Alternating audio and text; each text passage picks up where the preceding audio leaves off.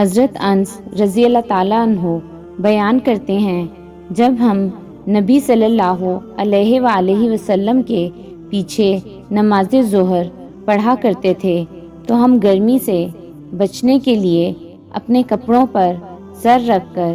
سجدہ کیا کرتے تھے۔ حضرت ابو سعید رضی اللہ تعالیٰ عنہ سے ظہر کے متعلق بخاری کی روایت میں ہے، کیونکہ گرمی کی شدت جہنم کی بھاپ کی وجہ سے ہے۔ جہنم نے اپنے رب سے شکایت کرتے ہوئے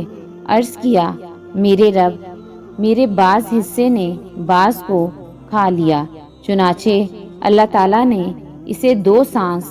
ایک سانس موسم سرما میں اور ایک سانس موسم گرما میں لینے کی اجازت فرمائی، تو جو زیادہ گرمی اور زیادہ سردی پاتے ہو وہ اسی وجہ سے ہے۔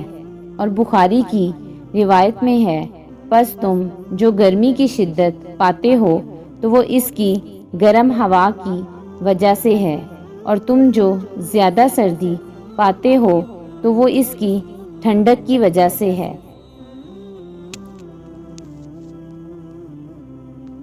حضرت انس رضی اللہ تعالیٰ عنہ بیان کرتے ہیں، رسول اللہ صلی اللہ علیہ وآلہ وسلم نے فرمایا، یہ منافق شخص کی نماز ہے جو بیٹھ کر سورج کا انتظار کرتا رہتا ہے، حتیٰ کہ جب وہ زرد اور شیطان کے سینگوں کے مابین پہنچنے کے قریب ہو جاتا ہے تو وہ کھڑا ہو کر 4 ٹھونگے مارتا ہے اور ان میں اللہ تعالیٰ کا بہت کم ذکر کرتا ہے۔